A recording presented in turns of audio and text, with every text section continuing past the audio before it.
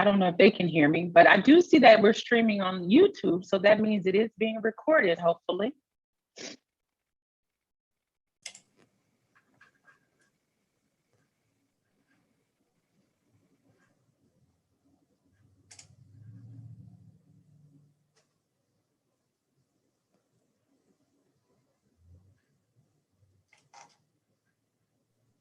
Yes. Hi, can you hear us? Yeah.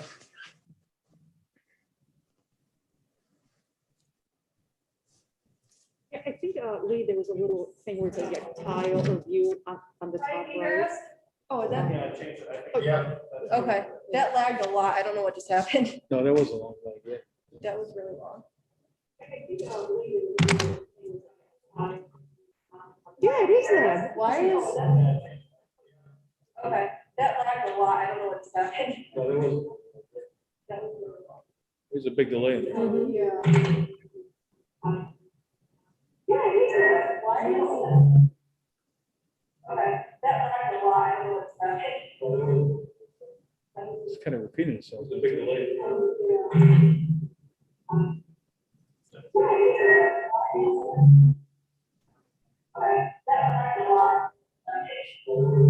No, I think we here.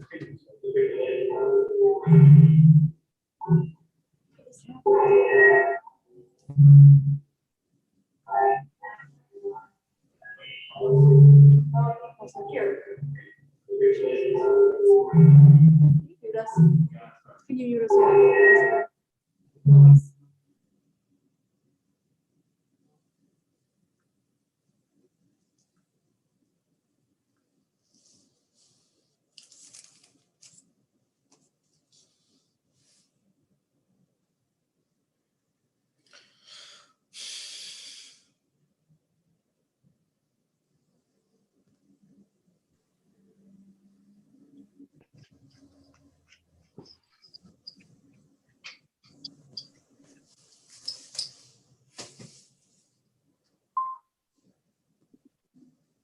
Hello, everyone. Hello. Aviva, how do you stand so still? I can't do that. I just got a or I'm borrowing my roommate's phone, like claw thing. Okay, can everybody hear us now? Yeah, I'm trying to adjust. Can anyone hear us? Yeah, we can hear it. Or I can. Loud and clear. Y'all muted? But you're responding. Can't hear.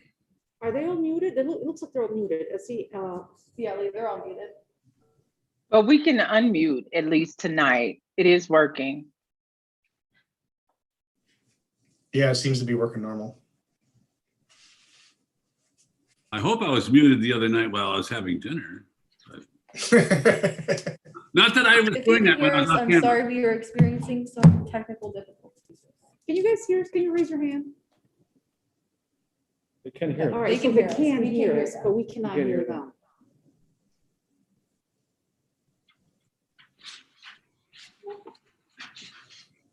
I can hear you. Can you hear me? Yes. We can hear you, Ken. I don't think people in the We foyer cannot hear can. any of you. Yeah. What's Lee doing over there? Oh, people, only the panelists are hearing each Yes, other? Right, can you Yeah. guys hear Correct. us? We can hear it. we can hear you. can't Can hear you them. hear I us? still can't hear them. Can you hear me now? Yeah. You know what, Joe? I don't mean, We can only do so many jokes in a meeting. I'm sorry. I'm done now for the jokes. Can't hear anything. What'd you have for Oh, dinner? Did you eat before tonight? You Yeah. ate dinner already? You too, thank you. You already ate, Joe? I did. Wow. I had shepherd's pie. At a thing. Oh, yes, at the event. At Yeah. the event. That's Okay. nice. I don't know.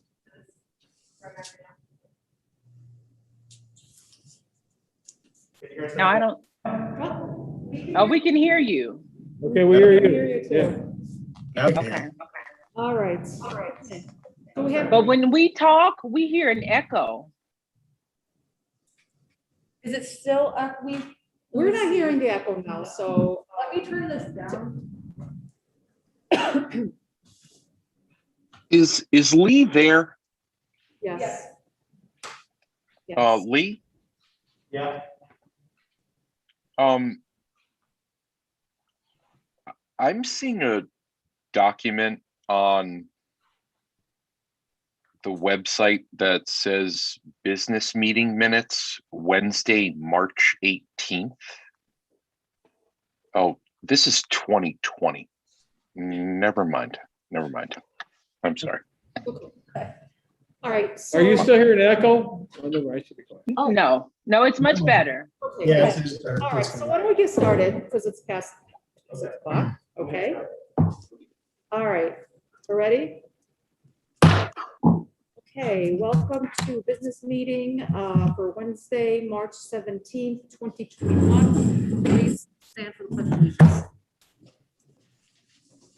Pledge allegiance. Pledge allegiance to the flag of the United States of America States of America, and to the republic to the republic for which it stands, which it stands, One nation. one nation, one nation, under God, indivisible, indivisible, with liberty Liberty and justice for all. Oh, for all.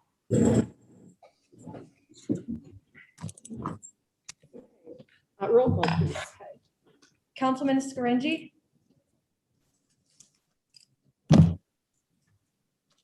Present. Councilwoman Riley,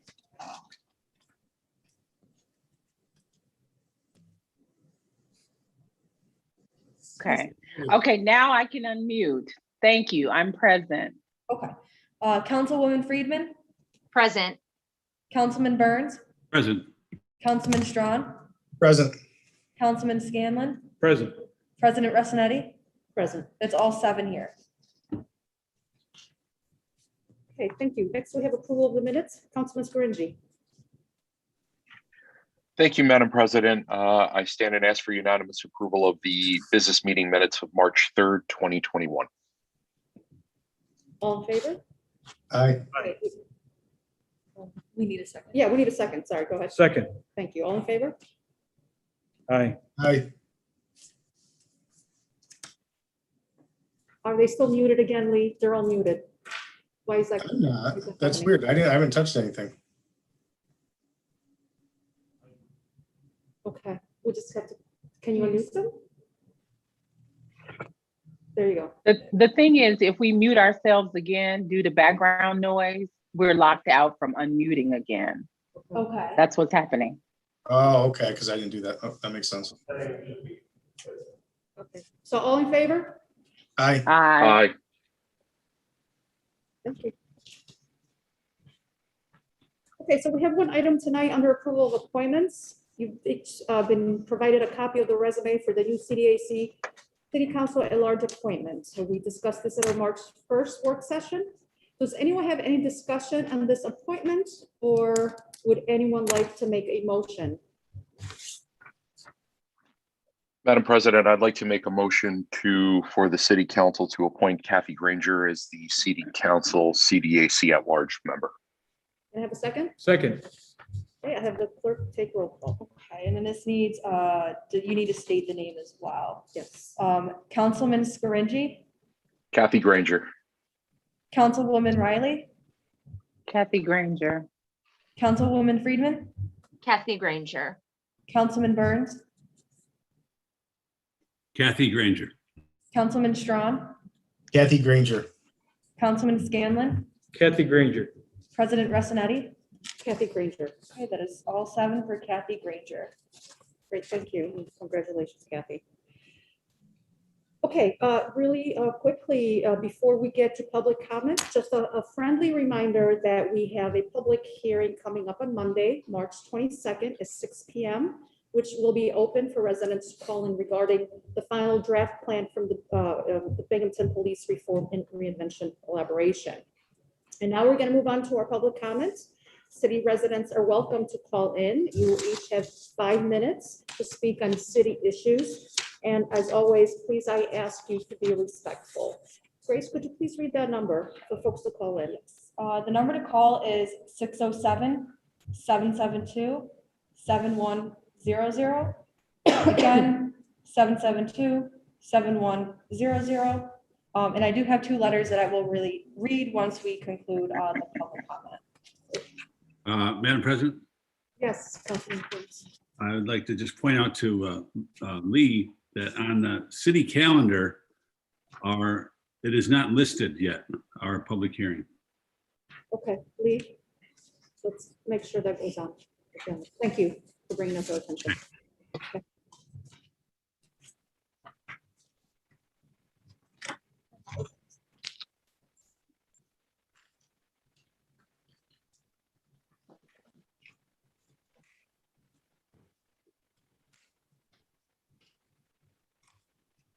Hi, you're calling for public comment? Okay, please state your full name and address. No. Okay, give me 1 second. I'm going to put you on speaker. Okay, this is Dan Livingston. He lives on Park Street in Binghamton. Hi, yes.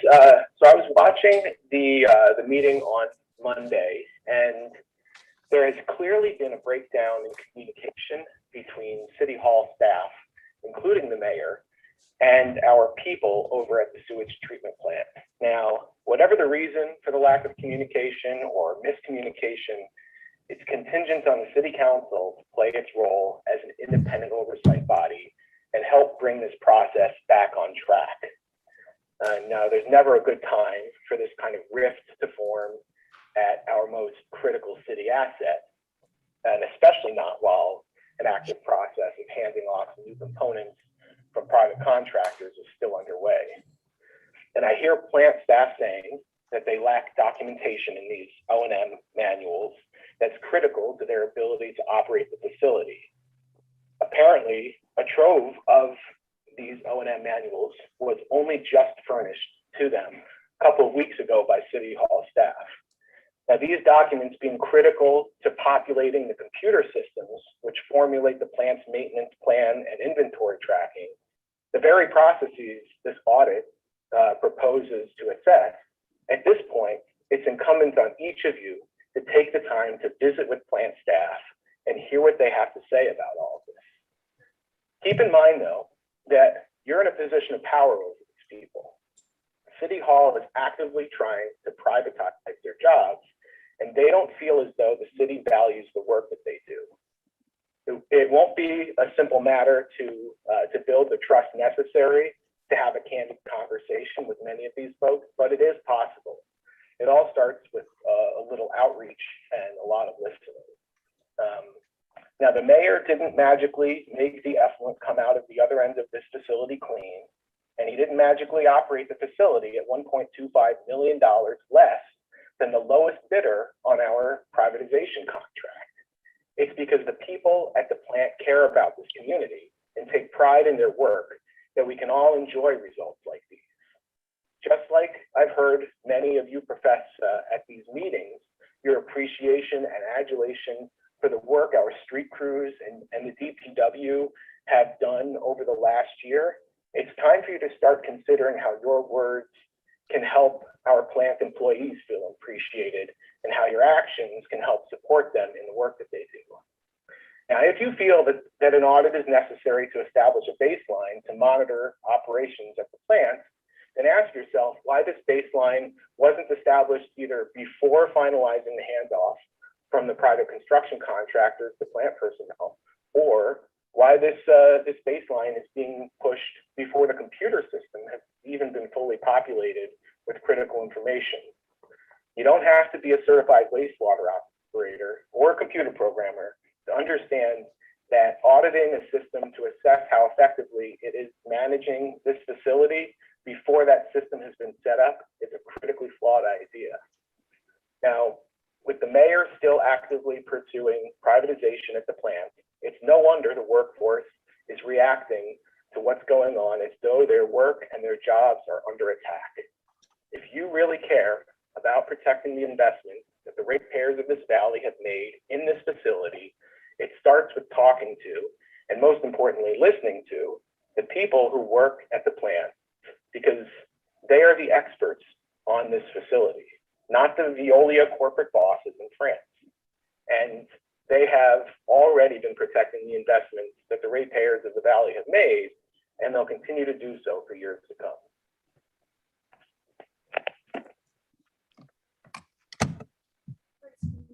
Yes. Hi, you're calling for public comment? Okay, please state your first and last name and your address.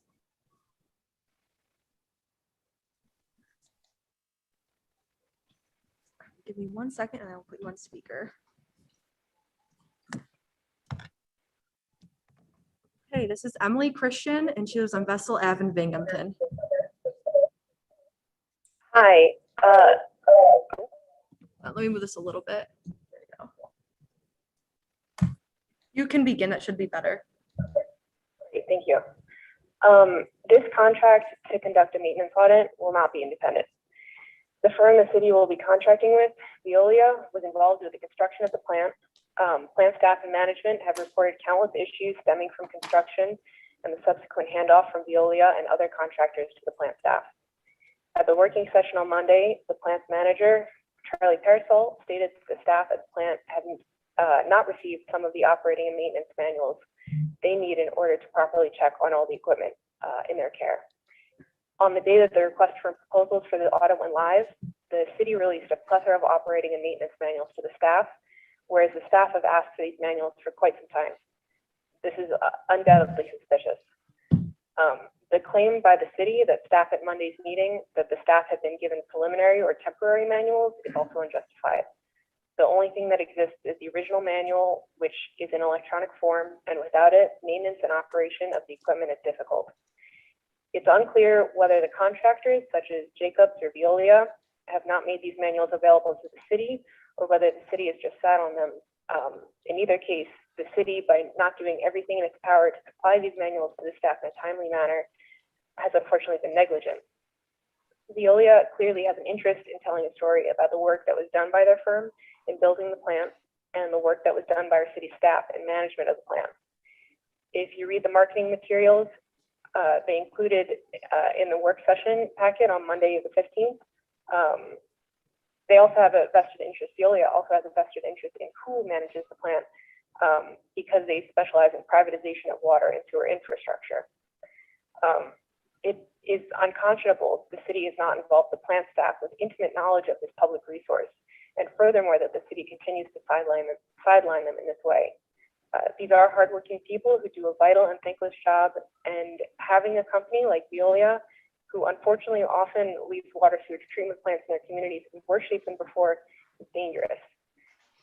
While this may sound like a beautiful infrastructure development proposal for a very long-term issue, it's clear from American municipal history that this trajectory will unfortunately cause future short and long-term problems.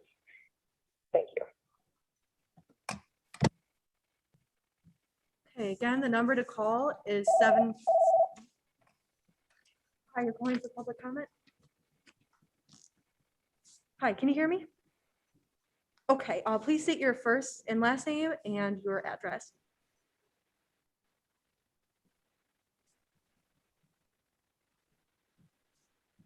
Hold on, let me put you on speaker really quick.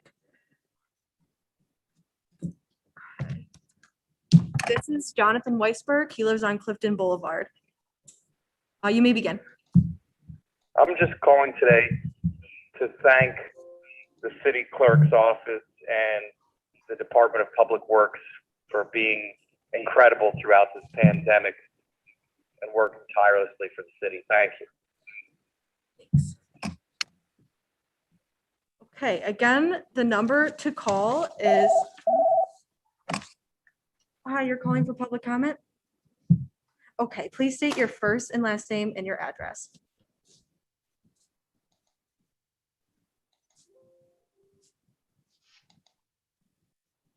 Okay, give me 1 second and I'll put you on speaker. Okay, this is Megan Carey and she lives on 22 Seminary Ave. You may begin. I'm really disgusted by the possibility that Veolia could be hired by the city to perform a maintenance audit. This company has a track record of enabling infrastructural and health neglect on municipalities across the country. Just a year ago, Veolia was forced to pay out over $600 million after being charged with professional neglect in Flint, Michigan and the surrounding area. Because of Veolia's negligence, the people of Flint have been without a clean water source for over 5 years. Tens of thousands of people were exposed to unhealthy levels of lead and experienced side effects such as rashes, hair loss, and the contraction of Legionnaire's disease. Children had lead in their blood for the most part that was between double and triple the healthy amount. This will most likely lead to brain development issues, hearing impairment, and cardiovascular disease that will affect many of these children for the rest of their lives.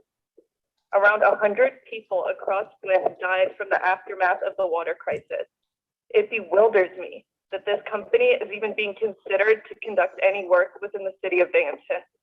If the mayor has any concerns for the residents that live here, he should reconsider this proposal immediately.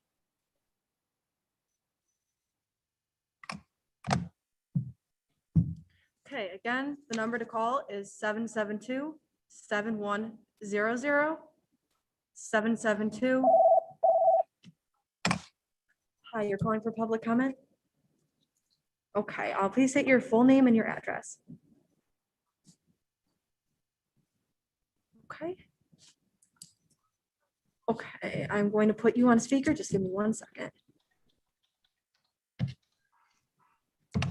This is Tina Chronopoulos, and she lives on Laurel Ave. You may begin. Good evening. My representative on council is Sophia Resoniti. I'd like to address the following 3 issues. I'm appalled by what I witnessed at the working session of City Council this past Monday. Let me tell you what I saw. I saw and heard a mayor who bullies and disparages not only city employees, but elected council members. I saw Mayor David interrupting and speaking in a disdainful tone, intent on spinning a narrative to make everyone but himself and his cronies look bad. I am sorry for those who work for the city and have to endure this abusive and toxic behavior. I also saw a powerless city council. Council President Resoniti entirely gave up her position and allowed the mayor to essentially dominate proceedings. Finally, I saw and heard Republican council members fall over themselves to ask many questions about the potential contract for the management of PD Park Golf Course. And yet, when it came to asking questions about contracting with Veolia for the audit of the sewage treatment plant, the Republican council members just sat there and said nothing. To me, it looks like you are beholden to the mayor. Let me remind you that it is your duty to represent the interests of your constituents and to act as a check on the executive. The disappearance of the recording of the meeting is also especially telling. The second thing I want to talk about is the obsession held by the mayor and Councilman Scanlon with plot. Your comments 2 weeks ago, Councilman Scanlon, were unprofessional, as usual. Council President Resoniti did not see fit to even raise an eyebrow in reprimand, thereby condoning your words and once again demonstrating that neither she nor you respect your colleagues. I did a bit of snooping around and found out that plot stands for the following. They are a collective working around issues of race, class, gender, income inequality, and corruption in government. This question is for you, Councilman Scanlon, and of course the mayor. Can you address in your comments tonight what exactly it is about plot you find problematic? You can say something like this. I, Tina Chronopoulos, support the fight against racism, classism, sexism, income inequality, and corruption in government. If you can't say that, then I guess I have my answer. The third thing I want to talk about relates to the working session in December, when the Republican on council gave Elliot Wagner, superintendent of the sewage plant, the 3rd degree. At the time, I was wondering why you were taking such an interest in the plant. You were very obviously trying to portray the superintendent and his staff as incompetent. At the time, I thought it was really weird that a bunch of rubber-stamping elected officials suddenly were deeply interested in trying to understand the workings of the plant. I even got called out for it. Well, here we are in March, and City Council is considering voting on a contract to have a company called Veolia carry out an audit of the sewage treatment plant. Why has Veolia been chosen over other companies? Is it because Veolia was involved with the construction and now wants to do a sort of retroactive audit of its own work and cover up anything it might have done wrong? For those who don't know, Veolia is the company that is responsible for carelessness and double dealing which allowed the lead poisoning in Flint, Michigan to go unchecked.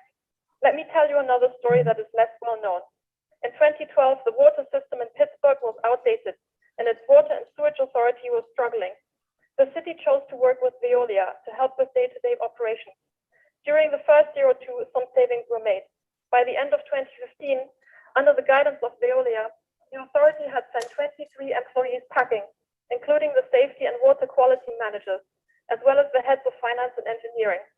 Long story short, under Veolia's watch, the authority switched out a supplement that is usually added to water to prevent lead pipes from corroding and leaching into the water. When the water was tested in 2016, the city's lead levels were up and were actually above federal standards. You have 1 minute Not only left. that, about a year after Veolia was brought on, a 20% rate raise was approved. In the end, Pittsburgh ended its contract with Veolia, which had cost the city $11 million. What was the result? A financial, environmental, and public health disaster. Do you really think that this is the kind of company our small city should be contracting with? A company that makes its money by quick fixes and ignores the bigger picture? A company that left Pittsburgh's water and sewage authority in worse shape than it was before? In the words of a former employee at the authority, quote, "Veolia will come in, rape your water company, and leave with money bags," unquote. I urge you to not authorize the mayor's request and find a different company to do the audit. Better yet, scrap the audit and let the qualified employees at the plant tell you what they really need. Thank you. The number to call is 772-7100. Again, it's 772-7100.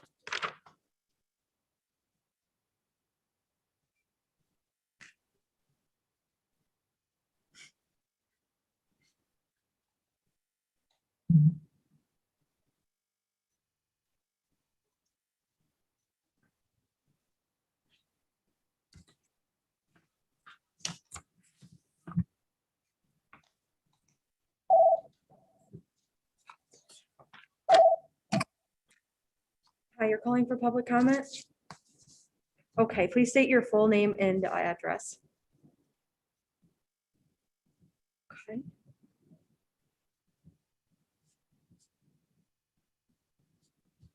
Okay, give me 1 second and I will put you on speaker. Okay, this is Brian Whitbeck and he lives on 11 Main Street and it's in Halstead, PA. I'll make a motion to waive the rules. Yeah, just to make a motion. In a second. Second, I'll second. that was council. Oh, well, Okay, you can begin. Okay, my name is Brian Whitbeck. I am a mechanic at the wastewater treatment plant.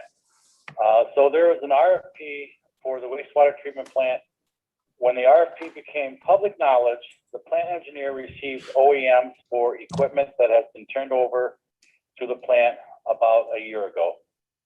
Maybe this is a coincidence that the two went hand in hand, and now that the city or the mayor wants our maintenance records for the equipment that has been installed, what has been done to the equipment since it's been installed and running.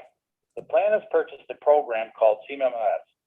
We, the mechanics, have been tasked with putting the assets in the CMMS program. So back when the equipment was installed, we went around the plant, copied model numbers and serial numbers, and uploaded them into the CMMS program. So when this program, it allows you to put a maintenance schedule to each asset. Now, to build a preventive maintenance for a piece of equipment, you need what the manufacturer of the piece of equipment recommends.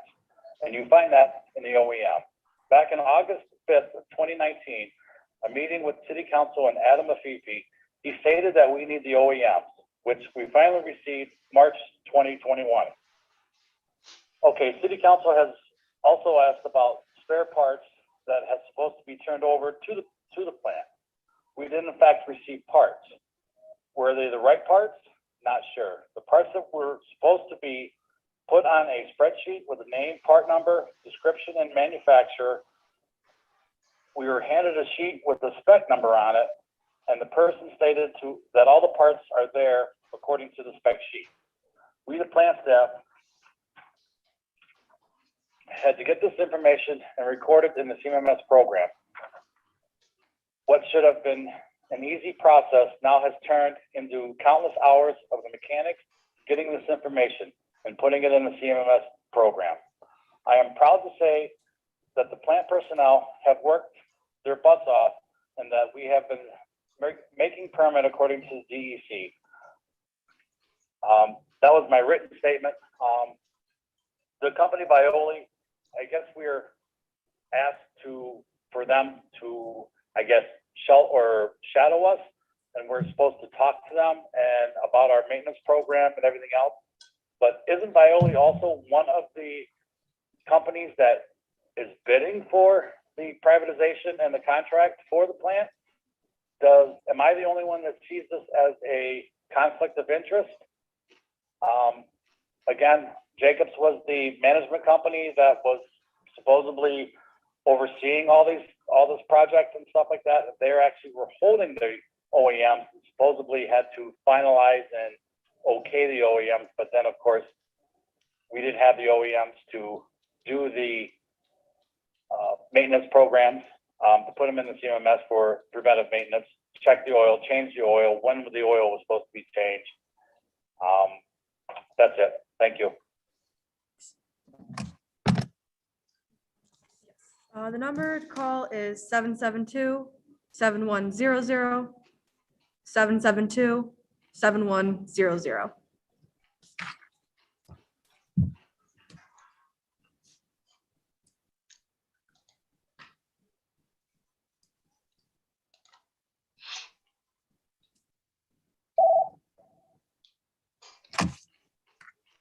Hi, you're calling for public comment?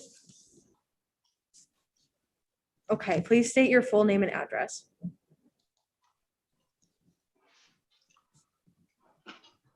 Give me 1 second. That speaker. This is Tarek Abdelzam. He lives on Tremont Ave. Good evening. I want to raise an issue that I've raised in the past.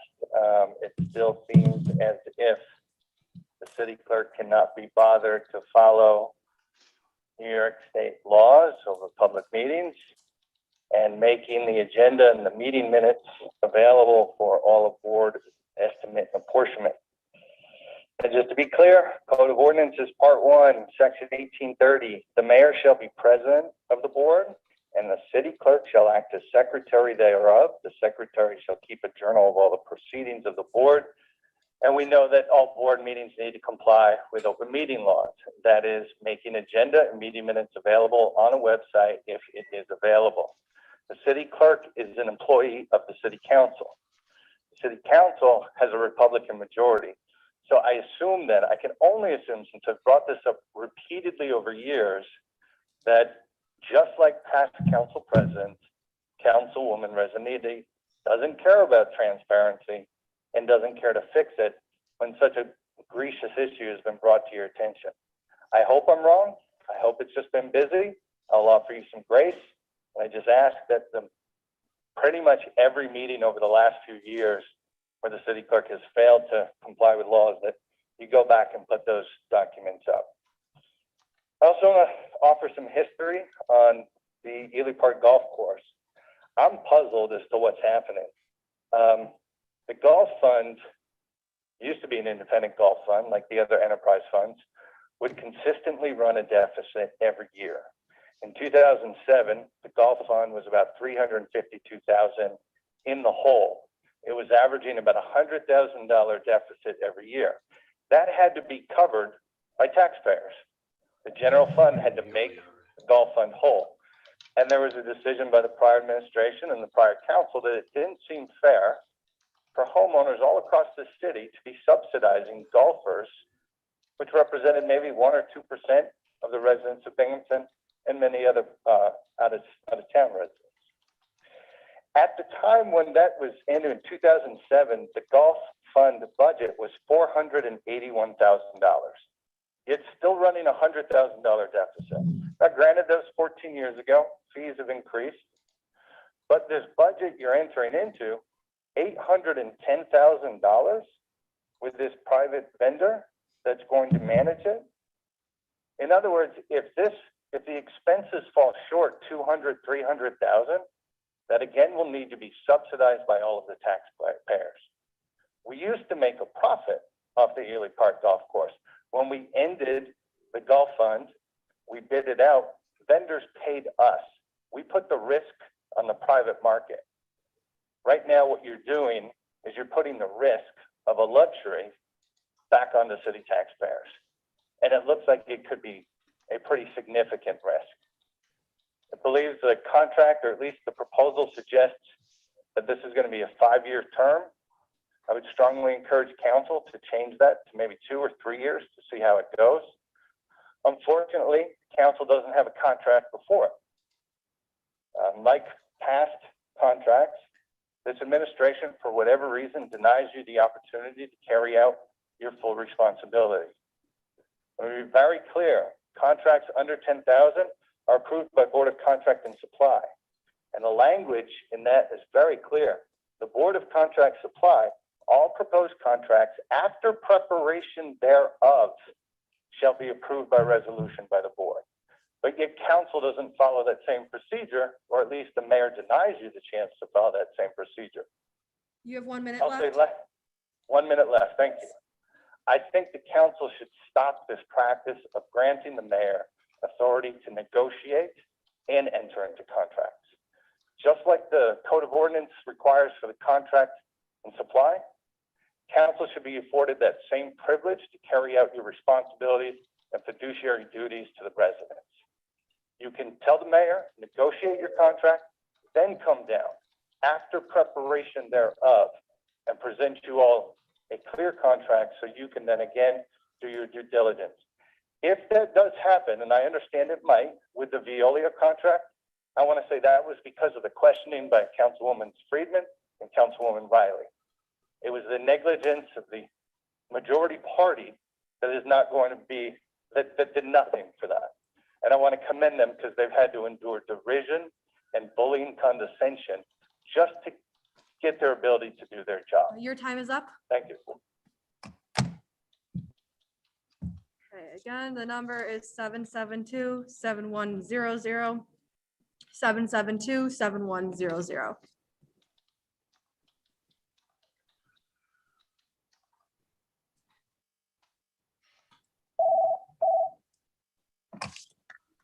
Hi, you're calling for public comment?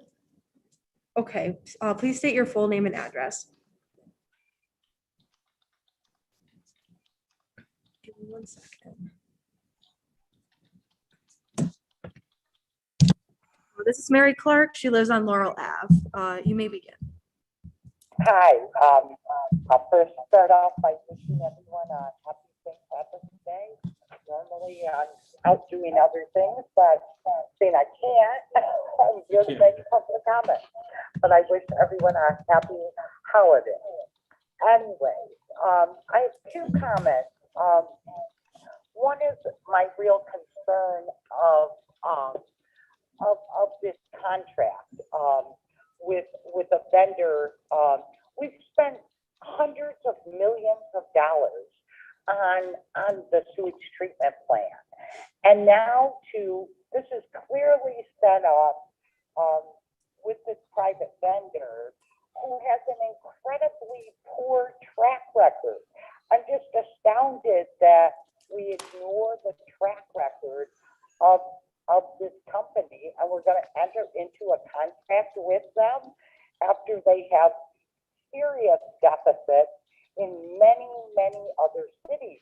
I would think before I hire a contractor to do work in my home, I check them out.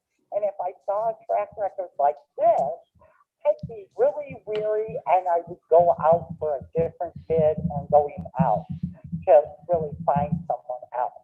And I think we really need to do this. But I'm also concerned in terms of what we're doing with this audit. It really seems like it's just setting it up to privatize, the management of this plant. And I think that's so disrespectful for the work and the quality of the people who have worked in this plant and have went through a lot of things in terms of really making the plant functioning. And we're going to turn turn it all over to a private contractor. And I think this is really dangerous for our city, and we've seen that what has happened in other communities. We have this investment, let's hold it as a public entity so that we control it and not turn it over to private hands. And particularly this private hands, and for you guys to just allow the mayor to enter into these contracts and negotiate that without real oversight is extremely alarming to me. And I would really like you to reconsider actually doing that. The second thing I'd like to comment on is the police, reimagining the police committee. From what we understand is that the mayor has really kind of taken over this process as well, and has introduced what he'd like to see. A lot of the recommendations by the Finn report, by the community at large, has been just ignored. And the mayor has presented the committee with what he would like to see, and they get to red light it and green light it, and they don't actually get to really develop a plan of themselves with the input of the community.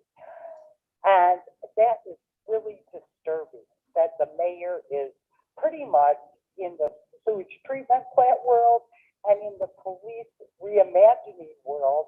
He seems to be completely in charge, and that's really dangerous for our community to, just abdicate our responsibility and turn it over to one person, and that's really disturbing to me. I would also like you have 1 minute left. that there is no, somewhere down on your website you find out, oh, there's going to be a public comment. I think you need to make the public comment in regard to the police modernization or the police reimagining actually much more prominent. There needs to be a simple way to comment, like how we're doing tonight is a simple way. How the collaborative, how the committee had run its public comment was almost impossible for people. They had to register ahead of time, get some links, do this, jump through 10 hoops. And I would hope that the public comment is much more accessible, like this kind of public comment, that people can just call in and make a comment without having to pre-register, because there were at least 20 people I know of who weren't allowed to comment last time because they didn't understand the process. Your time is up. Okay. Again, the number to call is 772-7100, 772-7100.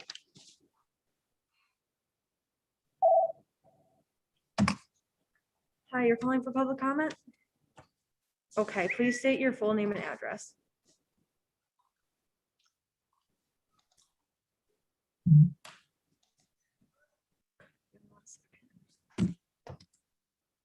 This is Nate Hotchkiss. He lives on 54 Chapin Street. You can begin. Hi. I'd like to first start out by commenting on the police reform process. So there's an inherent distrust in the Binghamton Police Department, just as there is an inherent distrust in police across the country.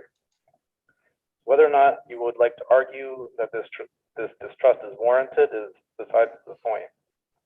So despite its flaws, Executive Order 203 gave communities across the state the opportunity to address that inherent distrust. Mayor David has wasted this opportunity, and rather than alleviating distrust, he has just solidified it further. The mayor has handpicked representatives for the steering committee without community input. The mayor waited until January to begin this work, allowing barely 3 months to engage the community, gather feedback, collect information, analyze data, and create a plan, and then vote on that plan.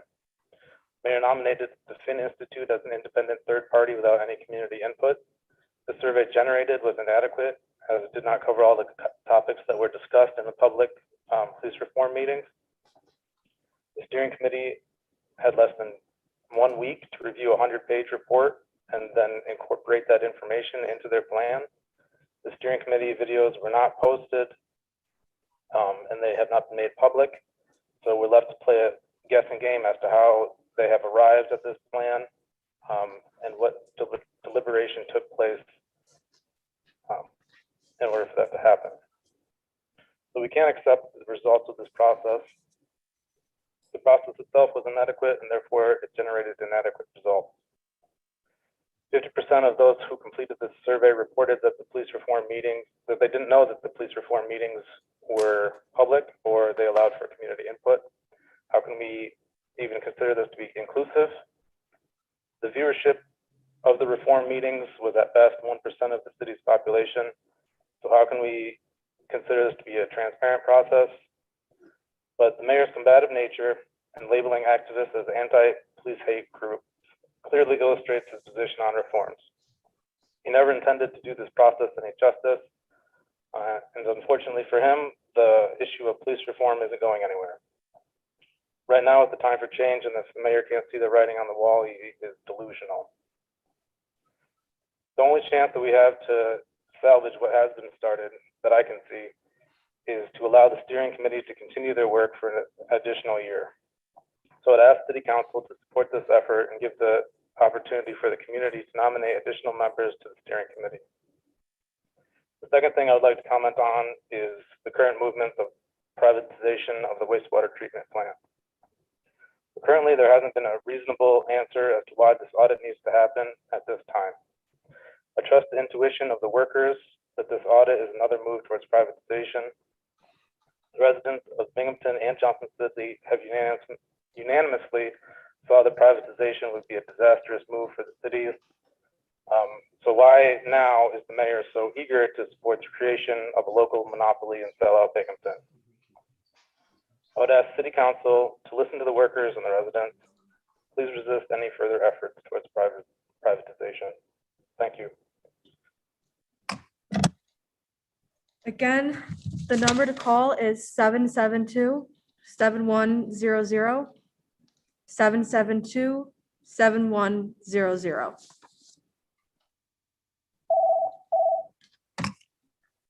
You're calling for public comment?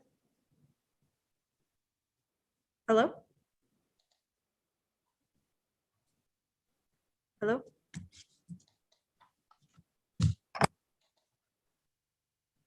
Let me try to call again. It did not go through. The number is. Hi, you're calling for public comment?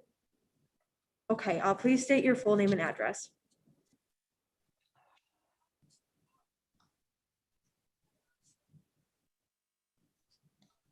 Okay, give me 1 second. I'll put you on speaker. This is Gary Edwards. He lives on Clarington Drive. You may begin. All right, thank you. Hi, my name is Gary Edwards. I work at the sewage treatment plant.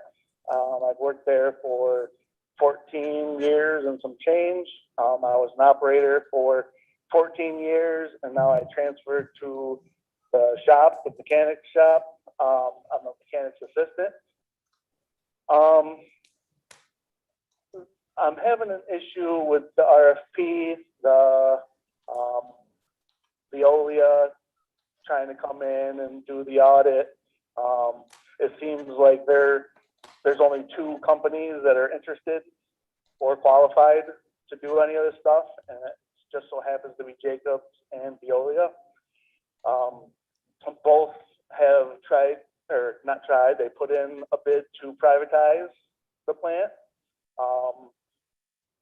From what I've heard, of course, it's not public knowledge as far as I know, but they all bid the lowest bid, excuse me, was $1.25 million more than we are operating this plant right now. As the other callers have said, Brian Whitbeck, we have passed with flying colors with the DEC. We're doing a great job.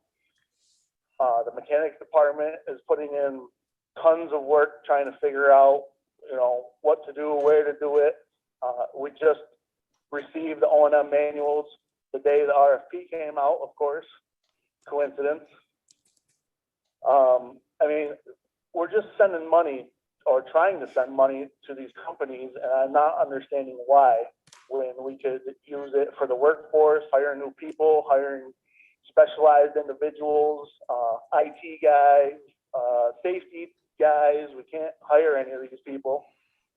When they tried to privatize, we gave Bruce Toby $250,000 to do oral study. That was news to me as of recent. We all thought it was $140,000. Now we're trying to give Veolia $70,000 for 10 weeks of work when almost everybody at the plant doesn't make that in a year. We're in negotiations on a contract. Nobody wants to give us a raise this year, even though we're $1.25 million less doing the same job that a company wants to come in and do. But we're not worth a raise at all. And I'm just disappointed. The business meeting with Charlie giving his opinion because he was asked of it about the study, and the mayor getting all upset because Charlie gave his opinion. That was very unprofessional. The mayor had his own opinion, and that was okay. I'm just very disappointed that people aren't respecting the workers down there. We work hard. We put in our shifts. We do extra work. We are working on that CMMS. Doing an audit before it's done obviously is ridiculous, because I can tell you now it's not done. So I don't know what else they're looking to find. I think it's just a back door, like everybody else is saying, to try to sneak in so they can privatize or maybe even cover up their mistakes. Maybe somebody should audit the companies that did the work there. That's my suggestion. Spend some money and see what you didn't get from the companies that were supposed to do stuff. $1.9 million to Jacobs for a 2-year extension. There's been one guy there part-time for at least the last 6 months. You have 1 minute left. And that's what we get for $1.9 million. And he sits in a room. I beg for you guys, if nothing else, come down, look around, see what we have to do, see what we're doing, see what we have to work with, see how stuff got dropped off to us. Just come down. That's all you have to do. And there won't be any middlemen. You'll see with your own 2 eyes. Thank you very much. The number to call is 772-7100. Again, it's 772-7100.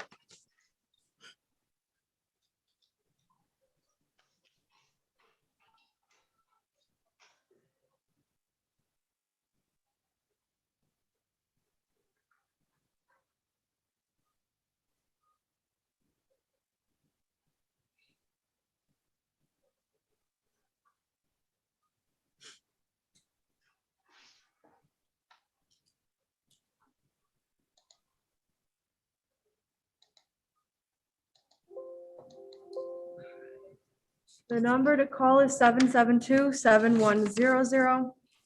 772-7100.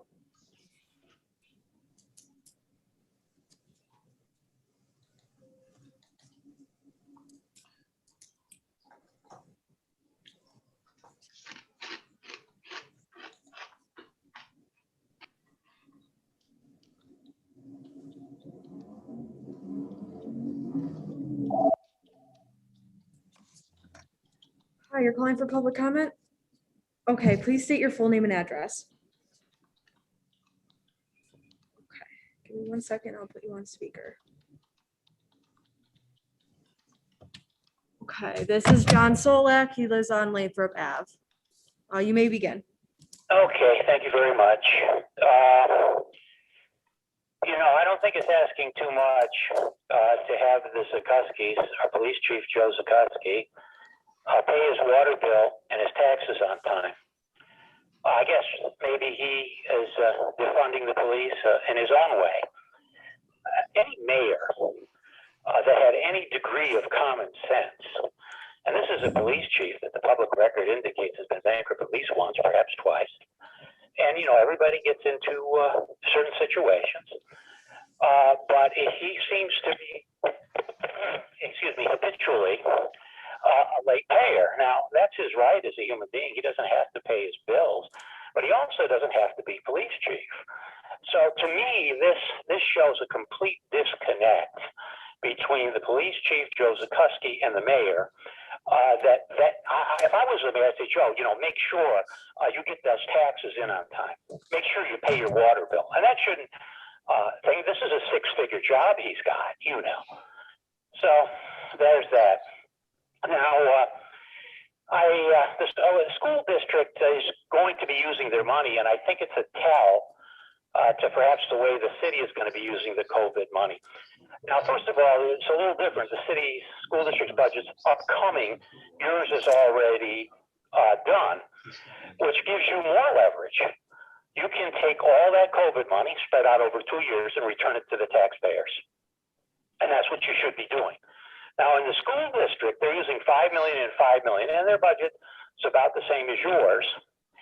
And and the reason they're doing that, and they have a marginal tax increase of less than 1%. But the reason they're doing that is because without that $5 million, they're looking at going into violating the tax cap and going into having to pass a budget with a supermajority vote, which if you go by my 1,000 votes in the school board election, they couldn't get.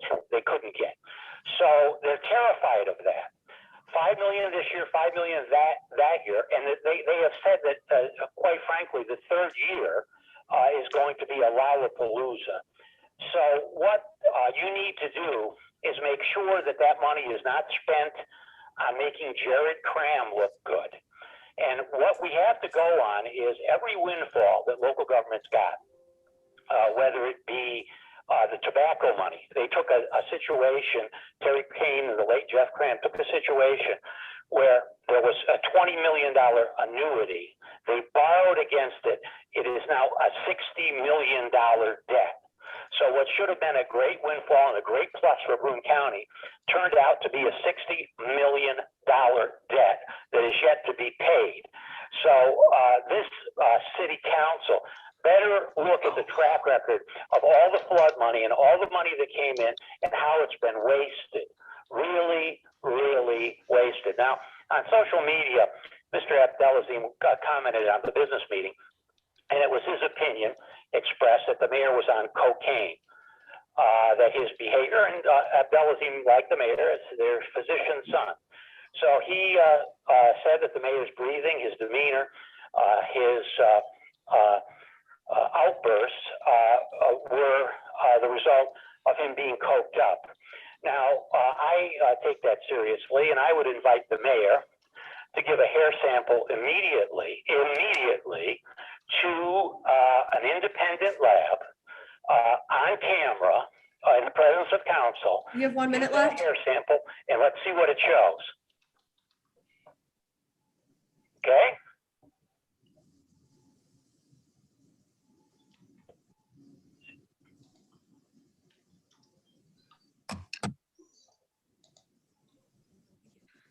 The number is 772-7100, 772-7100.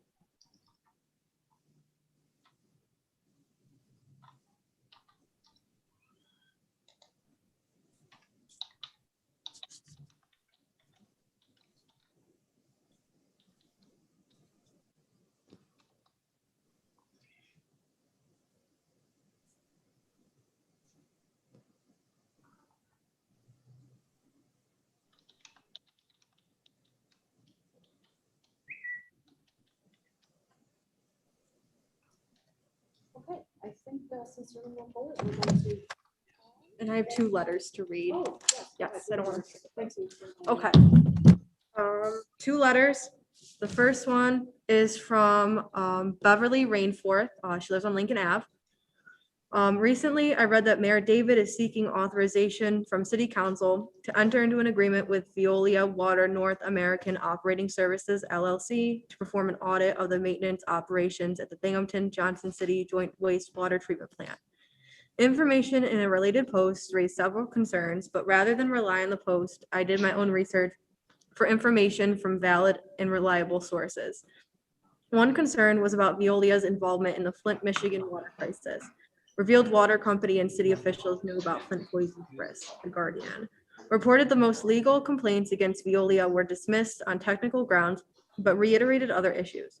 Regardless of opinions about the degree of Veolia's responsibility, communications within Veolia suggested that their greatest concern was how to handle what they knew, whether public health threats they recognized were within the scope of their contract, how assertive to be without upsetting city officials. I'm aware of decades-long issues with their wastewater treatment plant, as well as significant improvements made recently. The Guardian article raises concerns for me about whether Veolia is a company with strong values regarding public health, or is it their driving concern to win the next municipal contract and generate profits for investors? When I Googled Veolia, the most prominent post from the company was their stock price. Another concern is that contracting with Veolia is the first step toward privatization. I looked for research on privatization of water treatment services, but most publications were 15 to 20 years old and simply reiterated expected benefits without data on actual results. The best I could find is water privatization facts and figures. Food and Water Watch, among other issues, it reports that water costs 59% more and sewer costs 63% more when services were privatized than when provided as public services. In February, Texas endured widespread electric system failures thanks to Electric Reliability Council of Texas. Although ERCOT is registered as a 401 nonprofit and not an electric company itself, profits not public service power ERCOT. And as ERCOT's failures were destroying buildings and human life, ERCOT was shocking customers with outrageous daily rate hikes from which investors won huge profits. Texas Monthly. The causes and effects in Texas may be unusual and extreme, but they also provide fair warning about handling of vital public services. And the next one is from Don Dornbos. He lives on Prairie Avenue. I'm a resident of Binghamton's West Side and wish to share my opposition to any effort to privatize our local water filtration plant. Water is blue gold and essential to all life. It should be publicly owned, transparently overseen, and with every effort made to avoid commodification and privatization of our water. In my opinion, the profit motive has no business in water. I feel strongly that employees within our water processing facilities should be publicly hired, paid livable wages and benefits so that they can ensure that reliably clean, accessible water is available for all residents of our community. We must ensure that our water infrastructure is maintained to the highest and most durable standards for many generations. Thank you. That is everything. The preferred agenda at this point. Would anyone like to do anything from the preferred agenda before we proceed? Yes, this is Councilwoman Friedman. I would please like to remove introductory resolution 21-21 from the preferred agenda, please.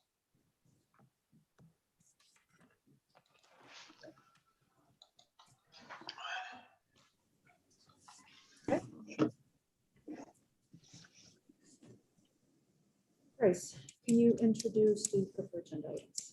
Okay. Introductory ordinance 21-28, considered in finance, an ordinance to amend the 2021 budget to create and fund a new golf fund. Any questions? Okay. Introductory resolution 21-18. A Sorry, resolution. I'm sorry to interrupt. This is Councilwoman Friedman. I just wanted to make a quick comment on introductory ordinance 21-28. Go ahead, Councilwoman Friedman. Thank you. I just wanted to explain my my reasoning in voting this way. I know that Ely Golf Course has been under private management, and so this is a step to continue in private management of a different company. And even though I don't know if the contract was made available to the public, but we were provided with it. So thank you to Corporation Counsel for acquiescing to that request that was made at the work session. I appreciate that. There was something else I was going to say. Oh, the other thing is I don't know why this was expedited necessarily, but you know, I guess I'm okay with voting on it tonight, but I sound like a broken record. I believe that we should save expediting for cases where we will potentially miss a bona fide deadline, or there's new information that is urgent and was recently made available to us. So I do feel like as a whole body, we overuse the tool of expedition. Is that the noun? I think we over expedite things. I believe that we should reserve that for emergency situations only. I urge that we do that going forward, but tonight I feel comfortable voting on this. Thank you. Any other comments? Okay. Next is introductory resolution 21-18, a resolution adopting the operational plan for communicable disease. Any questions? Okay, next. Introductory resolution 21-19, a resolution authorizing the mayor to enter into supplemental agreement number 2 with Barton and LaJudas DPC for the construction inspection services for the State Street pedestrian streetscape improvement and State Street signal upgrade. PIN 9754.08. Any questions? Great, next. Okay, introductory resolution 21-20, a resolution authorizing the mayor to enter into an agreement with Wood Fern Florist at 501 Shenango Street in Binghamton for distribution of COVID-19 CARES Act funds in amount not to exceed $7,500. Any questions? Introductory resolution 21-22, a resolution authorizing the mayor to enter into an agreement with Antares Golf LLC as Indigo, FKA as Indigo Golf Partners for comprehensive management of Ely Park Golf Course. Any questions? Yes, this is Councilwoman Riley. Go ahead. So this is the actual legislation that we were not afforded prior to the work session to actually enter in to the agreement that was kind of expedited. And like my fellow councilwoman, I was concerned about the need to expedite this process. However, after speaking with many residents and speaking with corporate counsel about the possibility of amending the term to a shorter term where assessment is probable, I too feel better about this process. Had we had the information back when our other councilmen started the RFP process, I would have felt a lot better. In fact, we received an email about an RFQ and that launched us into a discussion because we were not aware. And so I encourage all of us to kind of share. You did hear Councilman Scaringi offer his assistance, and I appreciated that as well. Based upon what we have before us, it does say that the contract will be over $800,000, but it is not a significant, well, it is a small variance from what we were paying the previous management company, from my understanding. So again, it's not different from what has occurred previously. Is it difficult to spend on luxury items during this time? Yes. However, from some of my constituents, which is whom I represent, they used golf as an outlet and wanted to use that outlet here in our own city. So again, When I go to vote, I represent those that called about Ely and all the potential that it has, and knowing that we will possibly enact this contract at 3 years with renewal terms based upon the achievement of the goals stated wherein. Thank you. Any other questions or comments? Okay, so I think we'll need a motion to approve the preferred agenda. So moved. So moved, As amended, correct? as amended. Yes, as amended. Yeah. Second. I got a second? Yeah. Okay. So roll call, please. Yes. Councilman Scaringi, Aye. Councilwoman Riley, Aye. Councilwoman Friedman, Aye. Councilman Burns, Aye. Councilman Strong, Aye. Councilman Scanlon, Aye. President Ressinetti. Aye. That's 7 ayes.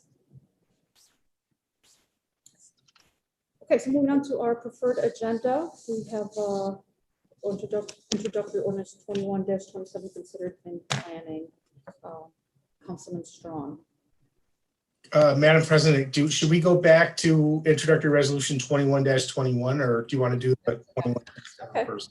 Introductory resolution 21-21 considered in finance. Okay, I just wanted to ask. Okay. Thank you, Madam President. I ask council for unanimous consideration of introductory resolution 21-21, a resolution authorizing the mayor to accept a New York State Division of Criminal Justice grant in the amount of $50,000. Second. Any questions?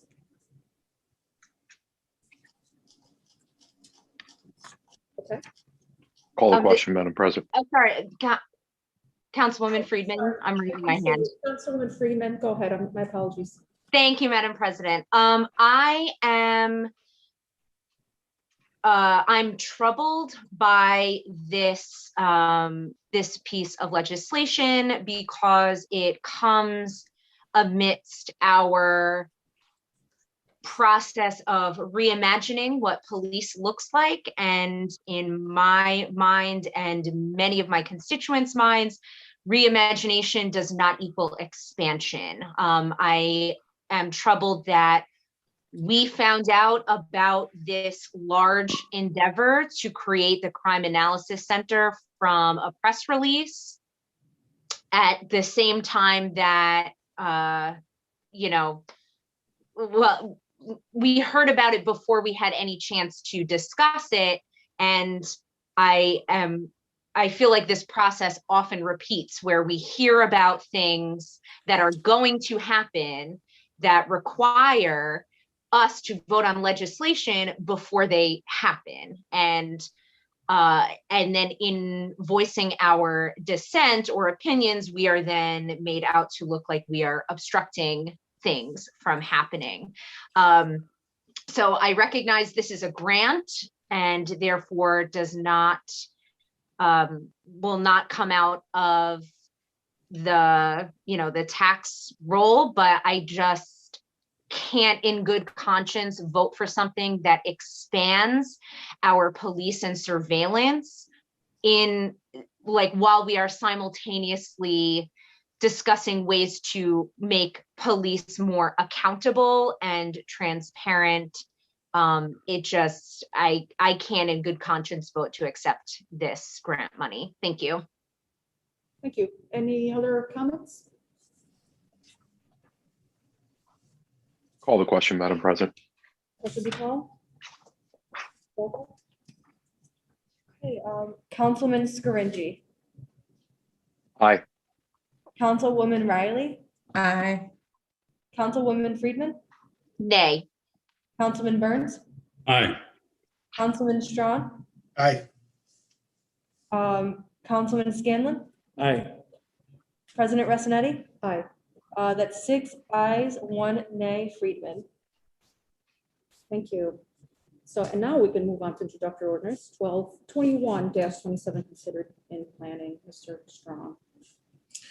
Thank you, Madam President. Introductory ordinance 21-27 is an ordinance authorizing the sale of 3 and 7 Mattis Street to St. Michael's Greek Catholic Church for $375. This ordinance requires the three motions under seeker. So if I may, I will continue into those 3 motions, and then I'll reintroduce the legislation for consideration. Excuse me, Councilman, if somebody could just second the motion before we go into seeker. Second. Thank you. Okay. I have a motion to declare the city as lead agency under seeker. Second. Second. All in favor? Aye. Aye. Aye. Thank you. Motion to identify the proposed action as unlisted under seeker. Second. Second. All in favor? Aye. Aye. Aye. Motion to issue a negative declaration under seeker for the following reasons. These are vacant lots on Mattis Street, a side street that intersects with Clinton Street, a commercial street. The purchaser owns the property immediately across Mattis Street at 94 Clinton Street and 6 Mattis Street. The proposed use is green space. The transfer will preserve green space and provide for future maintenance. Second. Second. Okay, so we can now read a full. Yes. I will do it. Councilman Scaringi, Aye. Councilwoman Riley, Aye. Councilwoman Friedman, Aye. Councilman Burns, Aye. Councilman Strawn, Aye. Councilman Scanlon, Aye. President Ressinetti. Aye. That's 7 ayes. Okay, so the seeker motion passes. Councilman Strong, please continue. Thank you, Madam President. I ask council for unanimous consideration of introductory ordinance 21-27, an ordinance authorizing the sale of 3 and 7 Mattis Street to St. Michael's Greek Catholic Church for $375. Second. Any questions? Okay, Call the question, Madam President. roll call, please. Councilman Scaringi, Aye. Councilwoman Riley, Aye. Councilwoman Friedman, Aye. Councilman Burns, Aye. Councilman Strawn, Aye. Councilman Scanlon, Aye. President Ressinetti. Aye. That's 7 ayes. Okay, thank you. We now move on into a council member comments, and tonight we'll start with District 7 with Councilman Scanlon.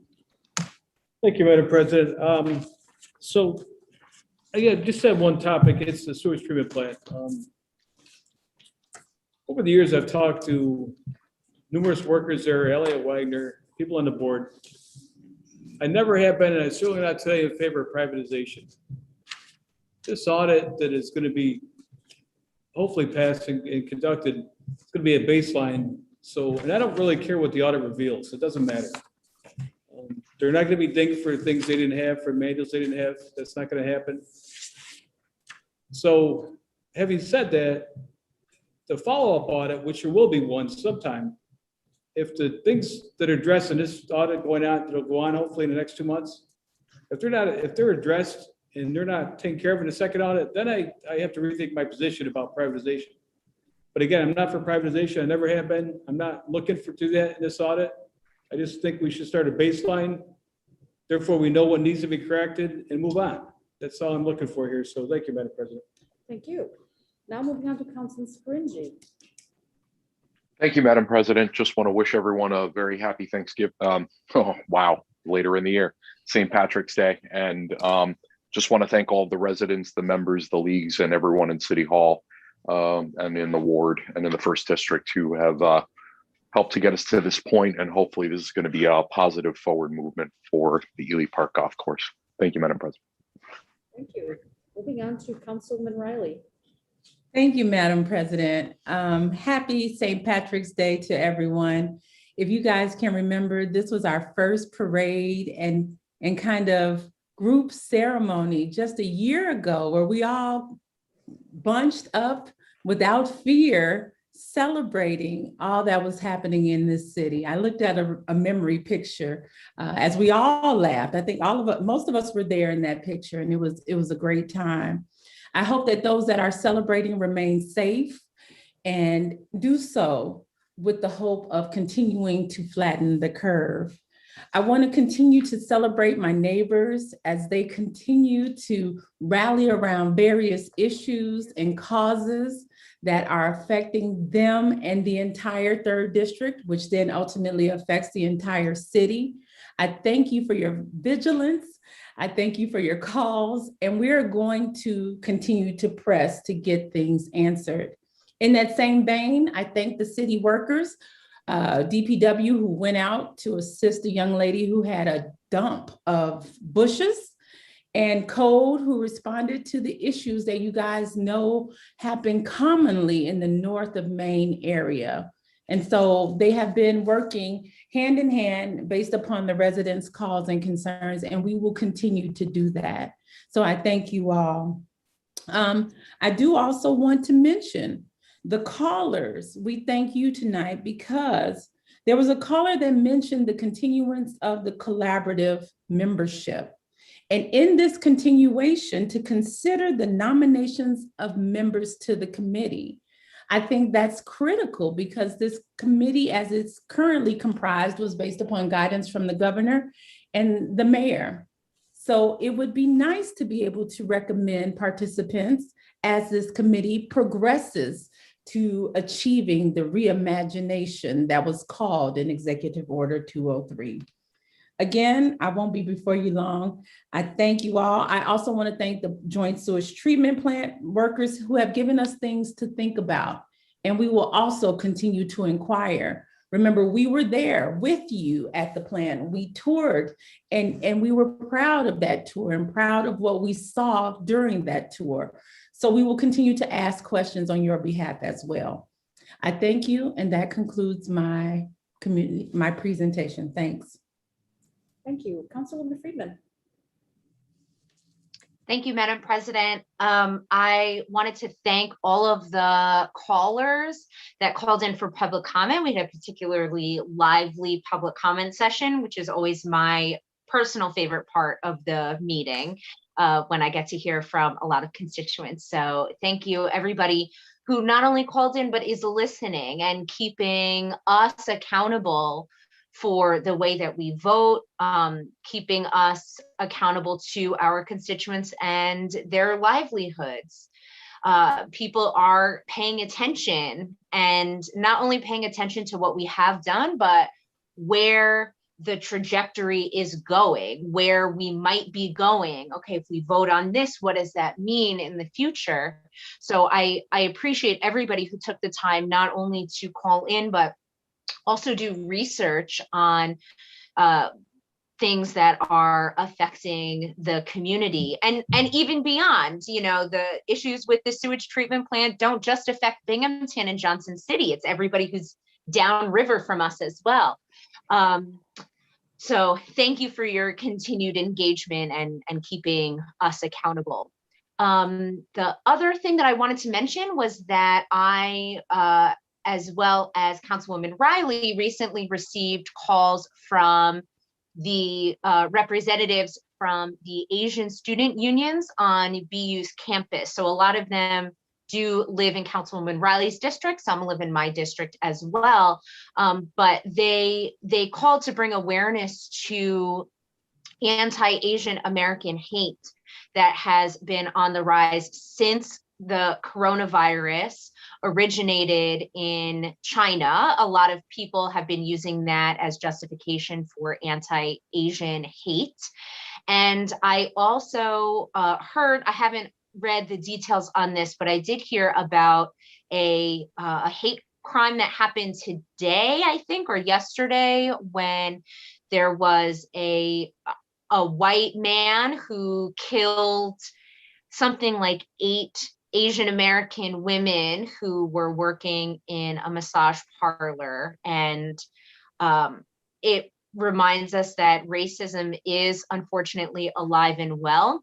So I hope to be working on ways to curb that. And I also wanted to thank the BU students for reaching out to their governmental representatives, which is a step that a lot of students don't take. And I don't mean that as a disparaging comment. I mean, like, as a former student activist, that wasn't a step that I thought to take much. So I just want to applaud everybody for being continuously involved and engaged in the governmental process. And happy St. Patrick's Day. Thank you. Thank you. Moving on to Councilman Burns. Thank you, Madam President. I would like to just echo what my fellow councilors have talked about with the sewage treatment plant. To the employees, if you know, we're going to have your back, you guys, you know, the men and women over there. If you know this baseline that's going to come up, I feel that, you know, if you're doing your job, we've got your back. So you can count on that. Also, to the constituents, I got a lot of calls about the snow melted and then the garbage appears. And it happens every spring, and the city is going as quickly as they can. The DPW, there was two things that were very egregious here on the south side I got calls about. I went over and looked, I called DPW, and they came over and they fixed it. So thank you for that. So if there is something very egregious out there, give one of us a call, and I think we can help you out. Then happy St. Patrick's Day to everybody. I had a nice time at St. Pat's Church today. My great-grandparents were married there in 1888. So I love going in that church, and had a nice time over there. And then I went into a restaurant on the south side, and at one corner of the bar, when I first went in, before we sat down, I stood at the bar there. I've been fully vaccinated, and I had 4 friends that were there. All of us and the bartender were all vaccinated, and it felt like so normal. And I'm really looking forward to this darn virus being gone. Anyway, thanks very much. Thank you. And now we're moving on to Councilman Straw. Thank you, Madam President. Just want to touch on 3 things very briefly. I think I want to echo, I think I understand what Councilman Scanlon was saying, and to a certain degree, Councilman Burns. I don't view the audit of the maintenance issues as synonymous with privatization. At least that's my personal view. I like the idea of getting a baseline that will develop into a maintenance plan. Maybe I'm looking at it too simplistically, but I do not view that, from me personally, as a step necessarily toward privatization. I do want to thank the people that called in. It is easy to assume when you do what you do at your house and you turn the water on or you flush the toilet or whatever, and you just assume that. I appreciate them calling in. I appreciate their passion for their work.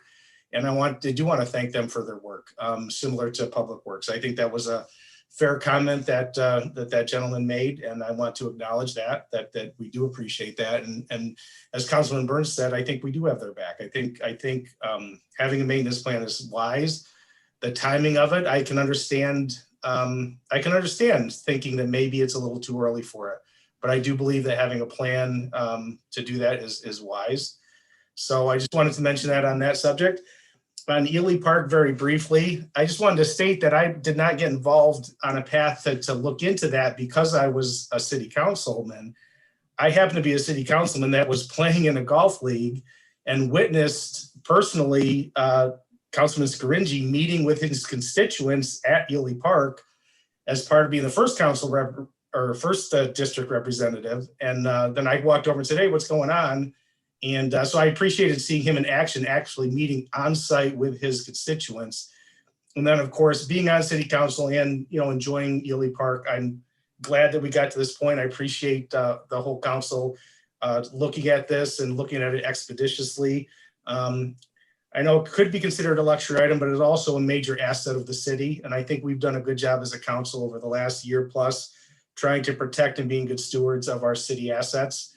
whether they're considered luxury or parks or whatnot. I think that they all work together in a way to make the city a more attractive place to be and be a resident of, and attract people from out of the city. The last thing, on just a functional note, I've noticed that there's about 17 streetlights that are out between approximately Thirsties and Tremont on 434 as you pass the number 5. So if you go down that area and you see how dark it is, I have addressed that with the mayor's office, and the city is working on it.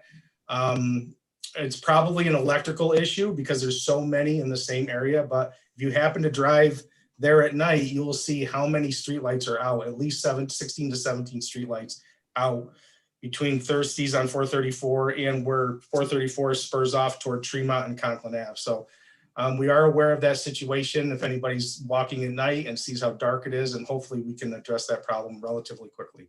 But thank you. Thank you, Councilman Strong. Yeah, so thank you, everyone. I also wanted to just quickly echo what was just said by more than one regarding the maintenance plan audit not being equal to privatization. And I do want to say that I hear the callers, and I'm talking specifically those who work there, the employees, who are good people and hardworking people. And because of that, that's yet another reason why it's so important to have all options and to be considering all options, in addition, obviously, to protecting taxpayers' $250 million project investment. So I just want to say thank you for calling, and we're listening, and just to kind of echo what everybody said regarding that. So I wanted to go back to DPW for a second. First of all, thank you for everything that you do. And, I didn't mention this last time we were here. I forgot. I'm so sorry. I wanted to say a big thank you to DPW Commissioner John Paddock and Supervisor Tom Keller, who allowed me the opportunity to tour the Public Works Garage and to tour and, to just have a really detailed discussion about their needs, their challenges, and everything that they go through during the season, the snowy season for the most part.